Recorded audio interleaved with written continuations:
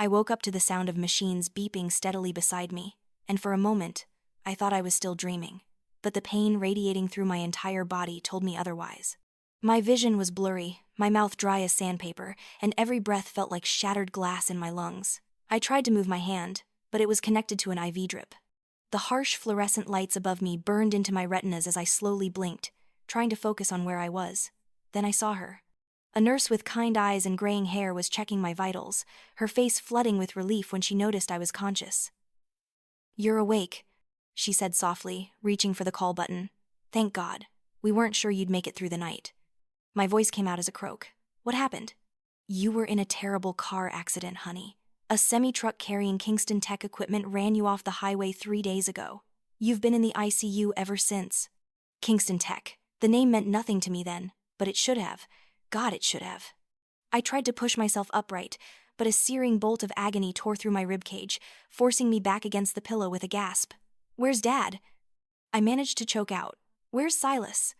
The nurse's expression shifted like clouds passing over the sun. Her eyes went soft with sympathy while her mouth tightened into a thin line of professional discomfort. That particular combination of pity and reluctance made my stomach twist into knots, ice water flooding my veins even before the words left her lips. "Miss Harper, your father was here. He signed some papers and left yesterday morning." "Papers? What kind of papers?" My heart started racing, and the monitor beside me began beeping faster. She hesitated, her eyes darting away from mine. "He signed a do not resuscitate order, a DNR. He instructed us not to perform any life-saving measures if your condition deteriorated, and then he left. He didn't even stay to see if you'd wake up." The world stopped. Everything stopped. The beeping of the machines, the hum of the hospital ventilation, even my own heartbeat seemed to pause in that moment of absolute devastation. "He what?" I whispered, but I'd heard her perfectly. Every word was crystal clear, cutting through me like a surgeon's scalpel. "I'm so sorry," she said, genuine sympathy in her voice. "I've been a nurse for 30 years, and I've never seen anything like it. A father signing a DNR for his daughter and just walking away." I couldn't breathe. Not because of my injuries, but because the man I'd called Dad for 27 years, the man I'd cooked for, cleaned for, sacrificed everything for, had just tried to let me die. He'd signed a paper that would have allowed them to watch me slip away without lifting a finger to save me. White-hot rage surged through me. I snatched the water pitcher and hurled it across the room, watching it explode against the wall in a spray of water and ice. "Miss Harper, please, you need to stay calm," the nurse said, rushing to my side. "Don't call me that," I screamed, my voice raw. "My name is Claire, and apparently my father wants me dead."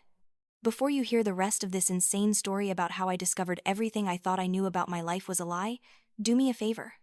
Hit that like button, subscribe to the channel, and drop a comment telling me if you've ever had someone you trusted completely betray you. Because what happened next is going to blow your mind, and you won't want to miss a single detail of how I made them all pay. Let me take you back to the beginning, to before that hospital room, before the accident, before I knew the truth about who I really was. I grew up in a small town in the Midwest, in a modest house that always smelled like coffee and old books.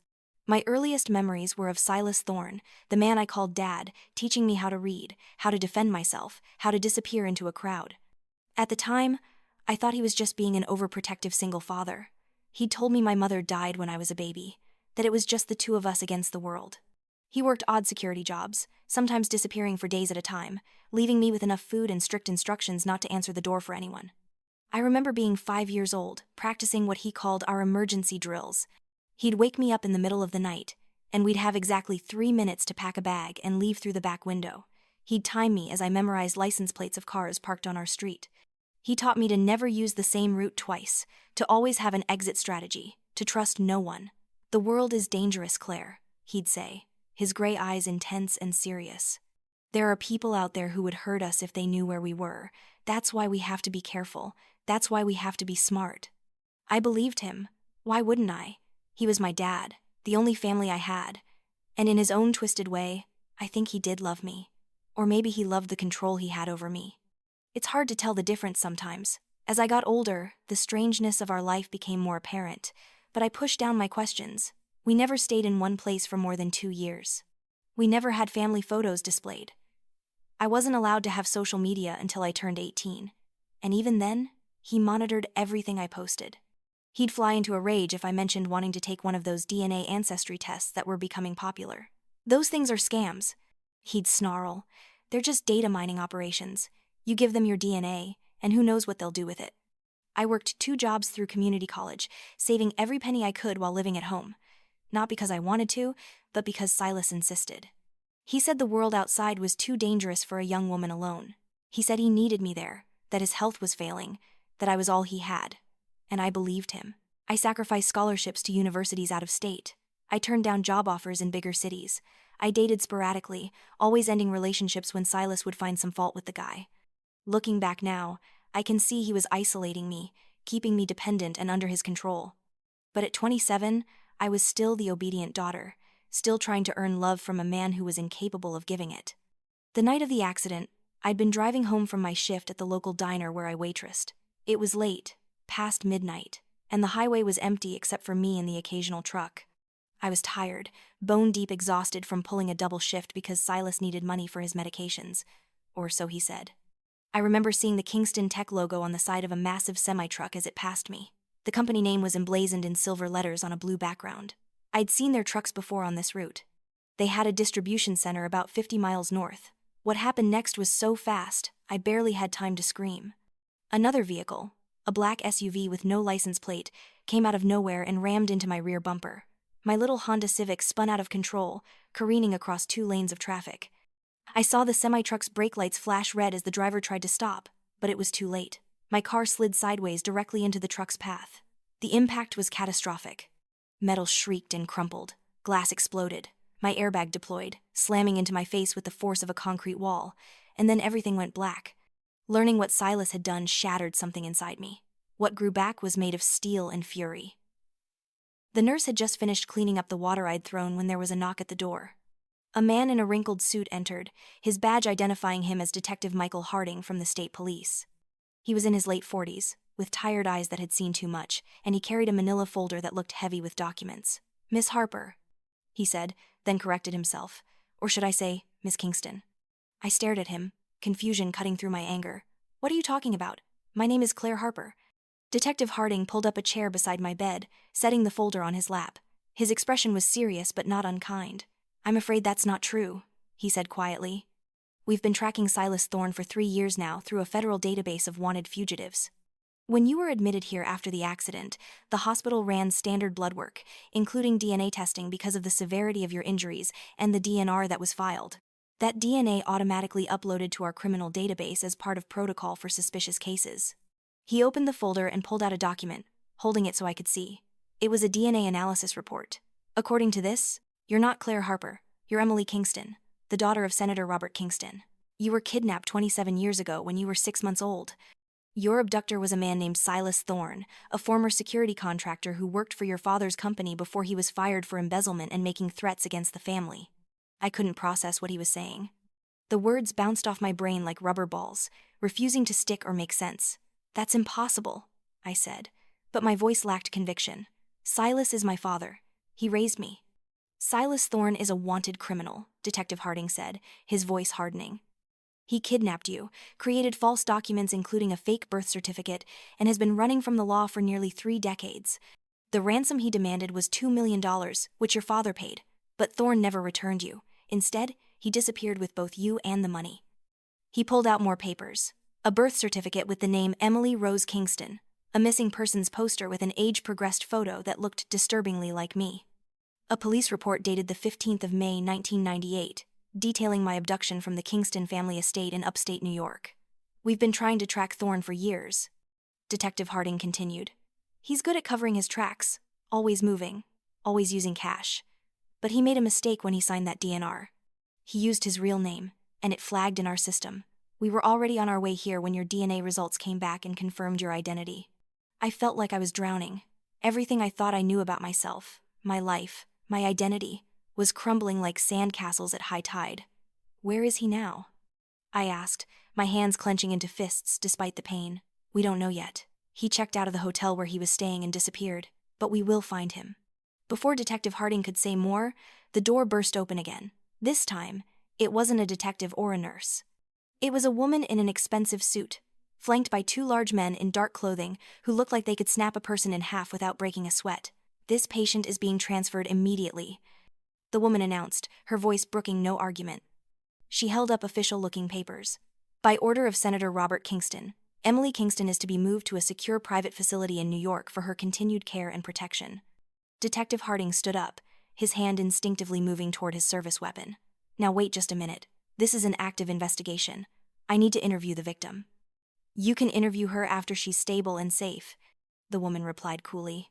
The senator has already spoken with your superiors. Everything has been cleared. We have a medical transport helicopter standing by on the roof. I watched this exchange in stunned silence, feeling like a piece of property being negotiated over rather than a person. But I was too weak, too shocked, too overwhelmed to protest. Within 30 minutes, I was being wheeled onto a helicopter, still connected to monitors and IV drips, with the 2 bodyguards flanking me like I was some kind of valuable cargo. The flight to New York was surreal. I watched the landscape change below me, from the flat Midwest plains to rolling hills and eventually to the sprawling metropolis of New York City. We didn't land at a regular hospital. Instead, the helicopter set down on the roof of what looked like a private medical facility, a gleaming glass and steel building that screamed wealth and exclusivity. I was rushed through pristine white hallways to a suite that looked more like a 5-star hotel room than a hospital room. Floor-to-ceiling windows overlooked Central Park. The bed was plush and comfortable. There was a private bathroom with a marble shower and gold fixtures. This was not the world I knew. And then he walked in. Senator Robert Kingston was exactly what you'd expect from a man of power and wealth. Tall, probably in his early 60s, with silver hair perfectly styled and a suit that probably cost more than I'd made in a year of waitressing. His face was composed, unreadable, his blue eyes assessing me with the calculation of someone used to evaluating assets and liabilities. Emily, he said, and even that one word felt wrong coming from his mouth. That wasn't my name. I didn't know this man. Don't call me that, I said, my voice stronger than I felt. My name is Claire, or Ace. That's what everyone calls me. Ace. Ace, he repeated, seeming to taste the word. Your kidnapper's nickname for you, I assume. My father's nickname for me, I shot back, even though the words felt like ashes in my mouth now. Robert Kingston's expression hardened. That man is not your father. He's a terrorist, a criminal, a kidnapper who stole you from your family, from your mother and me, from your brother. He wanted you to disappear because you're living proof of his crime. The DNA evidence, the potential witnesses who might recognize you. That DNR wasn't just abandonment, it was attempted murder. The clinical way he spoke about it, the cold recitation of facts, made something in me recoil. This man might share my DNA, but he was a stranger. And yet, as I looked at him, I could see my own features reflected in his face. The shape of my nose, the set of my jaw, the blue of my eyes. I don't remember you, I said quietly. I don't remember any of this. He told me my mother died when I was a baby. Your mother is very much alive, Robert said, and for the first time, something that might have been emotion flickered across his face. She's been waiting 27 years for this moment. She's downstairs right now, but I wanted to speak with you first, to prepare you. Prepare me for what? For the reality of your situation, he said, sitting down in the chair beside my bed. You are Emily Kingston. You are the sole heir to the Kingston Technologies fortune. You have rights, inheritances, trusts that have been waiting for you. But you also have responsibilities, and you have enemies. Enemies? I repeated, my head spinning. Silas Thorne didn't just kidnap you for ransom money, Robert explained. During his time working security for Kingston Tech, he stole classified information, encryption codes, security protocols, confidential research data. He's been using that information to blackmail various parties for years. You, whether you knew it or not, have been his insurance policy. As long as he had you, he had leverage. But now that your identity has been revealed, that leverage is gone, which makes you either useless to him or a loose end he needs to tie up. The implications of what he was saying sank in slowly. Silas hadn't signed that DNR out of cruelty or indifference. He'd signed it because I'd become a liability. Without me, there was no DNA evidence, no living witness to his crimes. He'd raised me for 27 years, and in the end, he'd been willing to let me die to save himself. From this moment forward, Robert continued, you are under the protection of Kingston Security. You will not leave this facility without guards. You will not contact anyone from your previous life. And you will not, under any circumstances, attempt to find Silas Thorne yourself. That last part sounded less like advice and more like an order. I felt my spine stiffen. You can't just keep me prisoner here, I said. I'm not keeping you prisoner, Robert replied, his voice cooling. I'm keeping you alive. There's a difference. Before I could argue further, there was a soft knock at the door. A woman entered, and I knew immediately who she was. Even if Robert hadn't mentioned her, I would have known. She had my hair, the same dark auburn color, though streaked with gray. She had my face structure, my build. And when our eyes met, hers filled with tears. "Emily," she whispered, and it was nothing like the clinical way Robert had said it. This was a mother seeing her lost child for the first time in 27 years.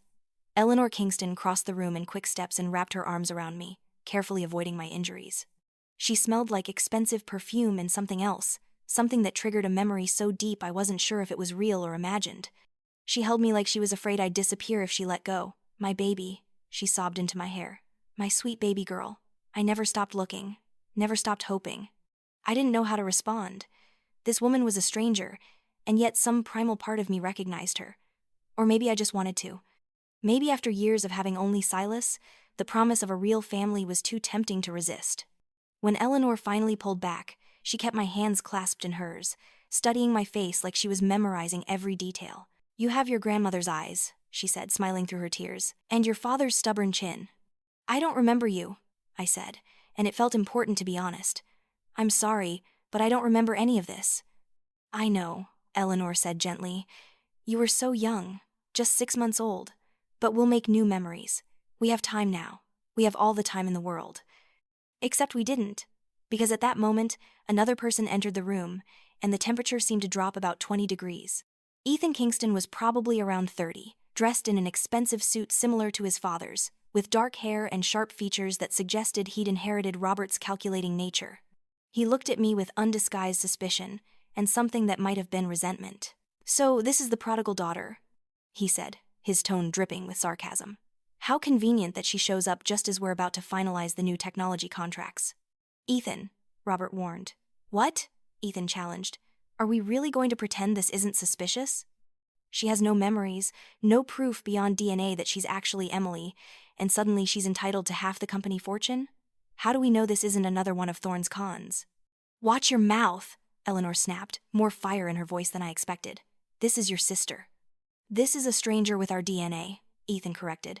"I've spent my entire life being the only Kingston heir. I've worked my ass off for this company.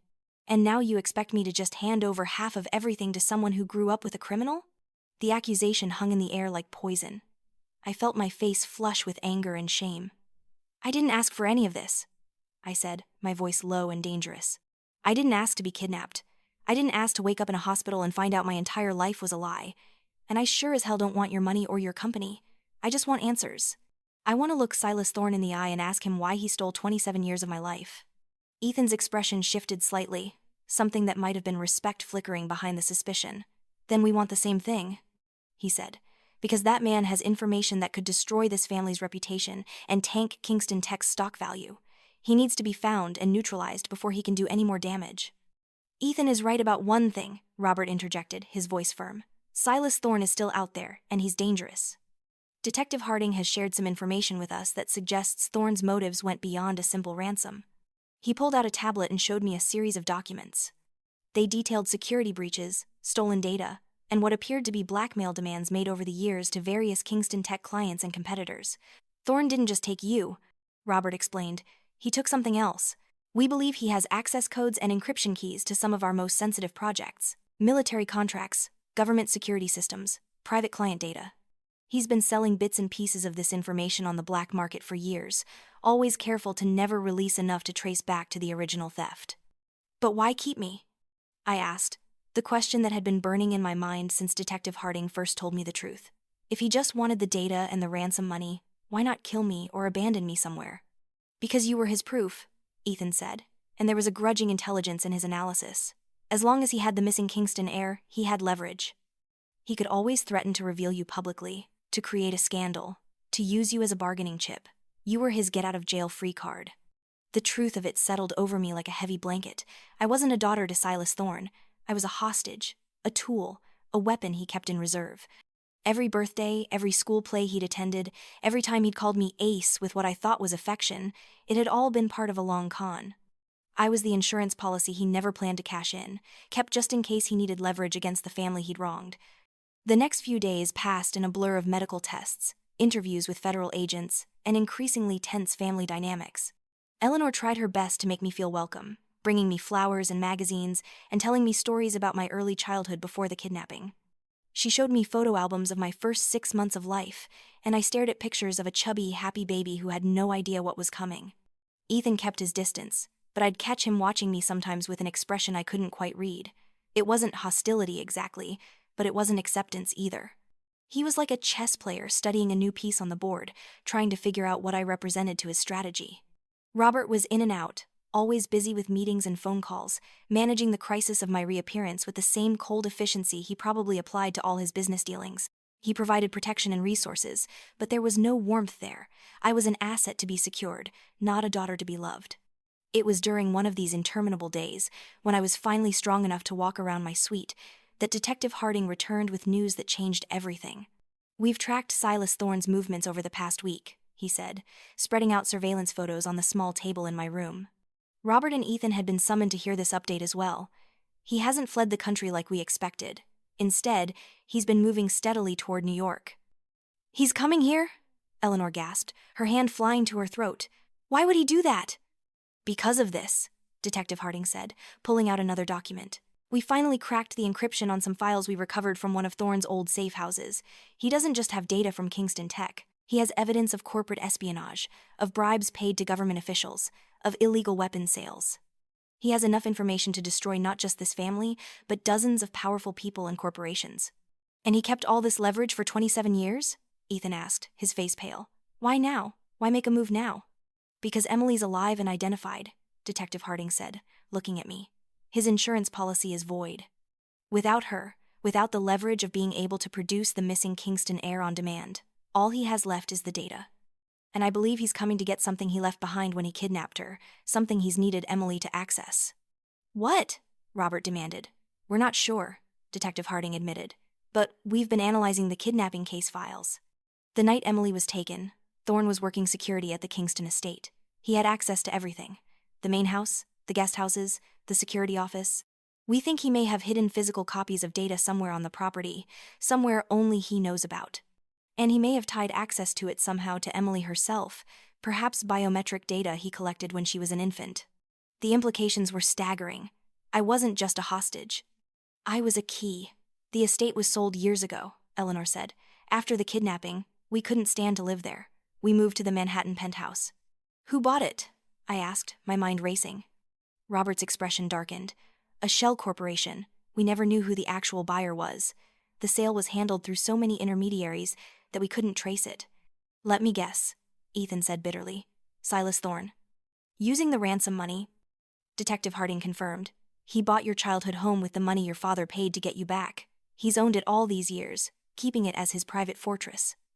The audacity of it was breathtaking. Silas had literally used our own money to buy a stronghold where he could hide his evidence and raise his hostage. It was calculated, cold, and brilliant in a twisted sort of way.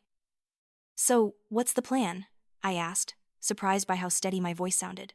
Inside, I was a storm of emotions, but outwardly, I'd found a strange calm.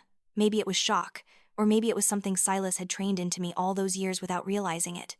He taught me to be strategic, to think clearly under pressure, to never let emotions cloud judgment. "We wait for him to make his move, and we capture him," Detective Harding said. "We've increased security here to maximum levels. He won't be able to get close to you." "No," I said, and everyone turned to look at me. "That's not good enough. Waiting for him to come to us means he controls the timing, the method, the battlefield. He's had 27 years to plan this. We can't just sit here and hope your security is better than his skills." "What are you suggesting?" Robert asked, his eyes narrowing. "I'm suggesting we give him what he wants," I said, the plan forming even as I spoke. "We go to the estate. We let him think I'm vulnerable, that I'm going there for emotional reasons, to see my childhood home or whatever. But we set a trap. We use me as bait." "Absolutely not," Eleanor said immediately. "You just woke up from a coma. You're hurt. You're traumatized. We're not putting you in danger." "I'm already in danger," I countered. "Silas knows I'm alive.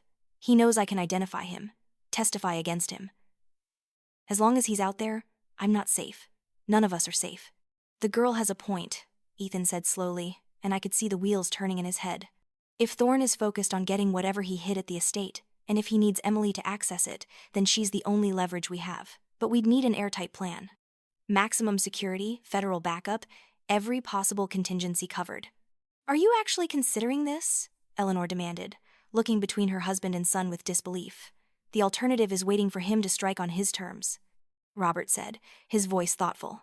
Emily is right about that. Thorne has spent nearly 3 decades evading capture. He's not going to make a mistake now unless we force him to. Detective Harding looked uncomfortable. I'd need to run this by my superiors. Using a civilian as bait is highly irregular. I'm not asking for permission, I said, meeting his eyes. I'm telling you what I'm going to do. Silas Thorne stole my life. He raised me in a lie. He taught me everything I know about survival, about strategy, about thinking 3 steps ahead of my enemies. And now I'm going to use everything he taught me against him. There was a long silence. Then Ethan smiled, and it wasn't a friendly smile. It was the smile of someone recognizing a fellow predator. She's a Kingston after all, he said. The next 48 hours were spent in intensive planning. Detective Harding brought in a team of FBI agents who specialized in hostage situations and dangerous fugitives. Robert hired additional private security, ex-military contractors who'd worked in the most dangerous places on Earth. Ethan worked with the tech team to install surveillance equipment throughout the old estate. And I prepared myself mentally for what I had to do. I studied the floor plans of the estate, memorizing every room, every exit, every place where Silas might hide or attack from. I reviewed what little I remembered about his methods, his habits, the way he thought. Eleanor tried one last time to talk me out of it the night before we left for the estate.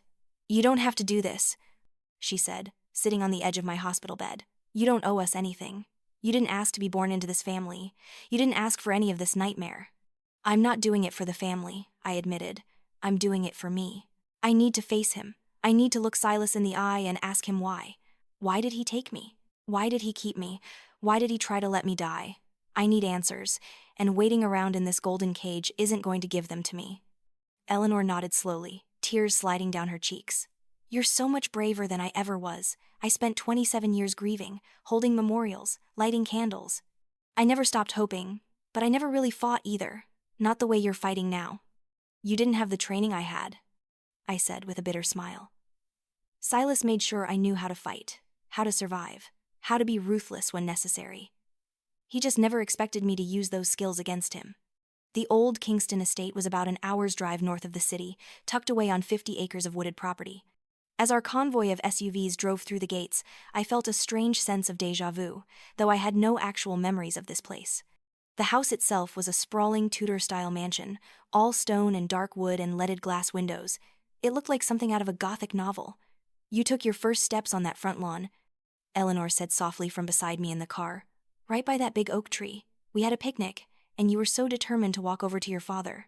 You fell down 3 times and got right back up. I looked at the oak tree, ancient and massive, its branches spreading like protective arms over the grass. I tried to imagine myself as a baby there, tried to feel some connection to this place. But there was nothing, just the cold assessment of terrain, sightlines, defensive positions, Silas's training overriding any possible emotional connection. The interior of the house was dusty and dim, furniture covered with white sheets like ghosts. Apparently, Silas had never actually lived here. He'd just bought it and left it empty, a storage facility for whatever secrets he'd hidden within its walls. Where do we think he hid the data? Ethan asked, his voice echoing in the empty foyer. The security office would be my guess, Detective Harding said, pointing toward a corridor that led off to the right. That's where he would have had the most privacy during his time working here. We moved through the house as a group, our footsteps loud in the silence. The FBI agents spread out, checking rooms and setting up their surveillance equipment. The private security contractors took positions at every entrance and exit. Robert stood in the center of the great room, looking around with an expression of barely controlled emotion. I used to love this house, he said quietly. We were happy here. Before. The security office was a small room off the kitchen, with monitors showing dead feeds from cameras that no longer worked. There was a desk, filing cabinets, a safe built into the wall. Ethan immediately went to work on the safe, using some kind of electronic device to crack the combination. Got it, he said after a few minutes. The safe door swung open to reveal stacks of documents, old-style computer disks, and USB drives. Don't touch anything, Detective Harding warned. This is all evidence. But as the FBI agents began carefully cataloging the contents of the safe, I felt a nagging sensation that something wasn't right. This was too easy, too obvious. Silas Thorne didn't keep his most valuable assets in a wall safe that any competent thief could crack. This is a decoy, I said suddenly. Everyone turned to look at me. Silas wouldn't hide the real data here. It's too vulnerable. He'd put it somewhere that requires something specific to access. Something he could control. Like what? Ethan asked. I closed my eyes, trying to think like Silas. Where would he hide something so valuable that he'd need me as a key? What in this house could possibly require my specific biometric data? And then it hit me. The nursery, I said. Where was my nursery when I was a baby? Eleanor's face went pale. Upstairs, third door on the left in the east wing. I started moving before anyone could stop me, taking the stairs 2 at a time, despite my still healing injuries. I heard the others following, their footsteps thundering on the hardwood floors. The nursery door was closed but not locked. I pushed it open and stepped into a time capsule. The room had been preserved exactly as it must have been 27 years ago. A white crib with a mobile of stars and moons, a rocking chair by the window, shelves filled with stuffed animals and baby books. On the wall was a name painted in soft purple letters. Emily. This is where he took you from. Eleanor whispered from behind me. You were sleeping in that crib. I just checked on you an hour before, and then you were just gone. I walked slowly to the crib, my heart pounding. There was something here. I could feel it. I ran my hands along the railing, and that's when I felt it. A slight indentation, smooth and cool to the touch. A biometric scanner, so well integrated into the wooden railing that it was nearly invisible. Without thinking, I pressed my hand against it. For a moment, nothing happened. Then there was a soft click, and a section of the wall beside the crib slid open, revealing a hidden compartment. Jesus Christ, Ethan breathed. Inside the compartment was a laptop, sealed in a protective case, along with more documents and what looked like a small external hard drive. But there was something else too. A letter, written in Silas's precise handwriting, with my name on the envelope. Not Claire, not Emily, just Ace. I picked up the letter with shaking hands. Part of me wanted to throw it away unread, but I needed to know. I needed to understand. I opened the envelope and read, Ace, if you're reading this, then you've survived and you've come home. Part of me hoped you never would. Part of me hoped the DNR would work and you'd slip away peacefully, free from all of this. But you're too strong for that. I taught you too well. I'm not going to apologize. I'm not going to ask for forgiveness. What I did was necessary. You were the key to everything, the one piece that could unlock the power I needed to change the world. Your father, Robert Kingston, isn't the man everyone thinks he is. He's built his empire on blood and lies, on weapons deals with dictators and technology sold to oppressive regimes. I took you to save you from becoming a part of that machine. I raised you to be better, to be strong, to be independent. Everything I taught you was real, Ace. The survival skills, the strategic thinking, the ability to see through deception. I gave you tools that his world of wealth and privilege never would have. But you're right to hate me. I know you do. I signed that DNR because I was a coward. When I saw you lying there in that hospital, I realized that keeping you alive meant you'd eventually learn the truth. And I couldn't bear to see the hate in your eyes. The data in this compartment is yours now. Use it however you want. Destroy the Kingstons. Destroy me. Or use it to take control of the empire that should have been yours from birth. I don't care anymore. I'm tired of running, tired of looking over my shoulder, tired of being the villain in everyone's story. Maybe I was never meant to be a father. Maybe I should have just taken the ransom and run. But for what it's worth, I did love you. In my own broken, twisted way, I loved you. You were the only good thing I ever had in my miserable life. And now I've lost you too. Goodbye, Ace. Be better than I was. Be better than him. S.T. I read the letter twice, my hands trembling, tears streaming down my face. The others stood around me in silence, waiting for me to say something, to react. He's here. I said finally, my voice hollow. He wouldn't write this unless he was planning to come here tonight. As if on cue, there was a loud crash from downstairs. Shouting. Gunfire. Everyone down, Detective Harding yelled, drawing his weapon. The FBI agents rushed from the room, heading toward the sounds of the fight. Robert pulled Eleanor behind him protectively. Ethan grabbed my arm, trying to pull me back from the door. But I shook him off and ran toward the chaos instead. I found Silas on the main staircase, surrounded by security guards with their weapons drawn. He looked older than I remembered, grayer, more worn down. He had a gun in his hand, but it was pointed at the floor, not at anyone. His eyes found mine across the distance, and for a moment, the rest of the world fell away. "Hello, Ace," he said, his voice as familiar as my own heartbeat. "Don't call me that," I said. walking down the stairs toward him despite the shouts of the security team telling me to get back. You don't get to use that name anymore. Fair enough, he said, a sad smile crossing his face. I always knew you'd be the one to catch me. I taught you too well. Why? I demanded, stopping a few steps above him. Why did you take me? Was it really about the data? About revenge against Robert Kingston? Or was it something else? Silas lowered his gun slowly, setting it on the step beside him. Immediately, 5 red laser sights appeared on his chest from the security team's weapons. It was about all of that, he admitted, and none of it. I was angry when Robert fired me. I was desperate when I lost everything. I saw you in that nursery, so small and helpless and innocent, and I thought taking you would hurt him the most. But then I actually had you, and you looked at me with those big blue eyes, and I couldn't go through with the plan. So you just kept me instead? I asked bitterly. For 27 years? I told myself I was protecting you, he said, from Robert's world, from becoming another spoiled, empty Kingston heir. I convinced myself that I was giving you a better life, teaching you to be strong and self-sufficient. But the truth is, I was selfish.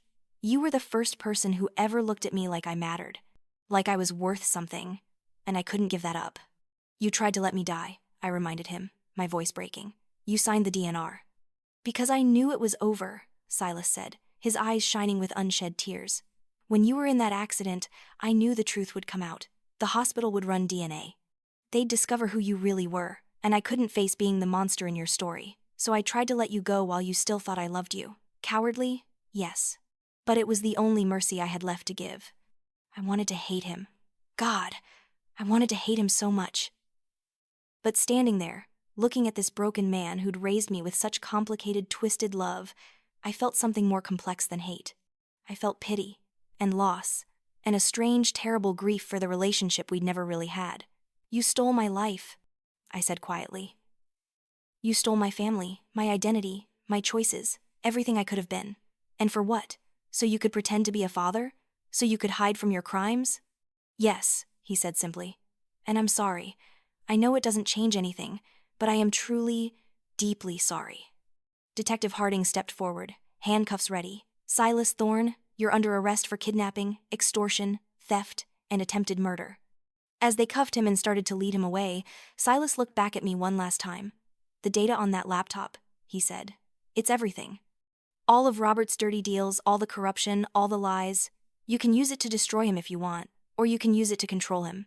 Either way, you have the power now, Ace. Use it well. And then he was gone, surrounded by FBI agents, heading toward a prison cell where he'd likely spend the rest of his life. The trial of Silas Thorne became national news. The kidnapping, the ransom, the corporate espionage, the 27 years of deception. It was the kind of story that captured the public imagination, equal parts tragedy and thriller.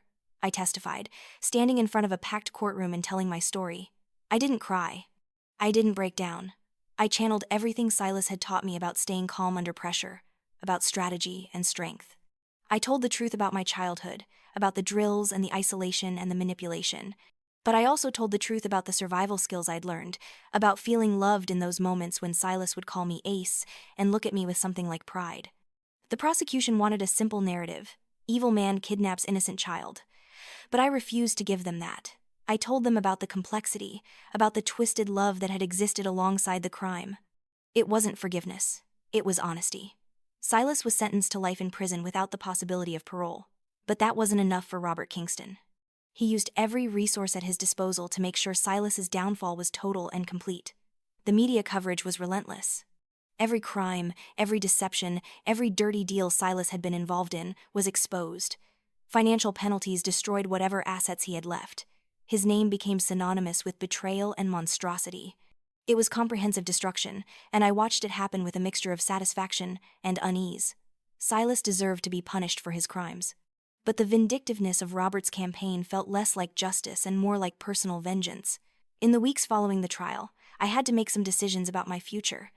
Eleanor wanted me to move into the family penthouse, to take my place in Kingston society. She enrolled me in therapy, bought me an entire new wardrobe, tried to remake me into the daughter she'd lost. Ethan offered me a position in the legal department of Kingston Technologies, a cushy job with a high salary and minimal responsibilities, a consolation prize for the lost heir. Robert offered me money, a trust fund worth millions, an apartment of my own, anything I wanted, as long as I stayed quiet about the information on Silas's laptop. He'd read through all of it, and while most of it was outdated or unverifiable, there was enough truth there to be damaging if it went public. But I turned down all of their offers. Instead, I went to Robert with a proposal of my own. "I want to run the Global Security and Intelligence Division of Kingston Technologies," I said, standing in his corner office on the 60th floor of the Kingston building in Manhattan. Robert stared at me like I'd just spoken in a foreign language. "You have no experience, no degree in security or technology. Why would I give you that position?" "Because I have 27 years of training from one of the best security experts you ever hired," I said calmly. "Silas Thorne might have been a criminal, but he was brilliant at what he did. He taught me threat assessment, surveillance detection, strategic planning, and how to think like the people who want to hurt you. Those skills are exactly what your security division needs." "You're 27 years old," Robert said dismissively. "The board would never accept it." "Then make them accept it," I replied. "You have controlling interest in the company. You can do whatever you want, and think about the optics. The kidnapped Kingston heir returns and takes over security, ensuring that what happened to her never happens to another family. It's perfect PR." Ethan, who'd been sitting quietly in the corner of the office, suddenly laughed. "She's right," he said. "It's actually brilliant. The media would eat it up. And it solves the problem of what to do with her. Give her a job with actual responsibility instead of some made-up position where she just collects a paycheck." "She could destroy everything," Robert said, his eyes narrowing as he looked at me. "She has the data. She knows things that could ruin us." "Which is exactly why you should keep me close," I said. "Give me a stake in the success of Kingston Technologies. Make me part of the team instead of a potential liability. I don't want to destroy this company. I want to protect it. But I'm done being controlled. I'm done being used. If I'm going to be a Kingston, I'm going to be one on my own terms." There was a long silence. Then Robert nodded slowly. "6-month probationary period," he said. "You'll work under the current security chief and prove yourself. If you fail, you're out." "Deal," I said, extending my hand. He shook it, and I felt the weight of it. I wasn't just shaking hands with my biological father. I was making a pact with a man who'd built an empire on morally gray decisions. I was choosing to be part of that world, to use the darkness Silas had taught me to navigate a different kind of darkness. But I was doing it with my eyes open. I wasn't a naive victim anymore. I wasn't a controlled asset. I was Audrey Ace Kingston, and I was taking control of my own destiny. 6 months later, I stood on the rooftop garden of the Kingston Technologies building, looking out over the New York skyline. The city glittered below me, full of millions of lives and stories intersecting in ways both beautiful and terrible. I'd proven myself in my probationary period, implementing new security protocols that had already prevented 2 potential data breaches. I'd earned the grudging respect of the security team, and even Ethan had started to treat me like a real colleague instead of an interloper. Eleanor and I had found a rhythm. We had dinner once a week, and she'd stopped trying to turn me into someone I wasn't. We were building something new, not trying to resurrect the past. Robert and I had an understanding. I ran security, he ran the company, and we didn't ask each other uncomfortable questions about methods or morality. I'd used some of the information from Silas's files, quietly and strategically. Not to destroy anyone, but to protect Kingston Tech's interests and my own position. It was the kind of calculated move Silas would have made, and I felt no guilt about it. I'd even visited Silas once in prison. I didn't forgive him. I probably never would. But I thanked him for the skills he'd taught me, for making me strong enough to survive and thrive in a world that would have broken someone weaker. And then I left, walking away from that chapter of my life with a sense of closure I didn't know I needed. I found my home, not through forgiveness. Not through some sentimental reunion with a family I'd never known, but through power, through choice. Through taking the broken pieces of my stolen life and forging them into something new and strong and entirely mine. I wasn't the Emily Kingston who would have grown up in that estate. I wasn't the Claire Harper who'd been raised in hiding. I was someone new, someone forged in the fire of trauma and betrayal, someone who'd learned to use darkness as a tool rather than let it consume me. Standing there on that rooftop, watching the sun set over the city I now called home, I felt something I'd never felt before. Not happiness exactly, but satisfaction. Purpose. I'd been kidnapped, manipulated, betrayed, and left for dead, but I'd survived. More than that, I'd conquered. I'd taken control of my own story and written my own ending. And that, more than any amount of money or any family reunion, was the greatest victory of all. So, let me ask you this. Have you ever had to completely reinvent yourself after everything you knew turned out to be a lie? Have you ever had to choose between forgiving someone who hurt you and using what they taught you to become stronger? Drop your thoughts in the comments. And if you want to hear more stories about taking back power from the people who tried to control you, hit that like button and subscribe. Because your story isn't over just because someone tried to write your ending for you. You get to write the next chapter. Make it count.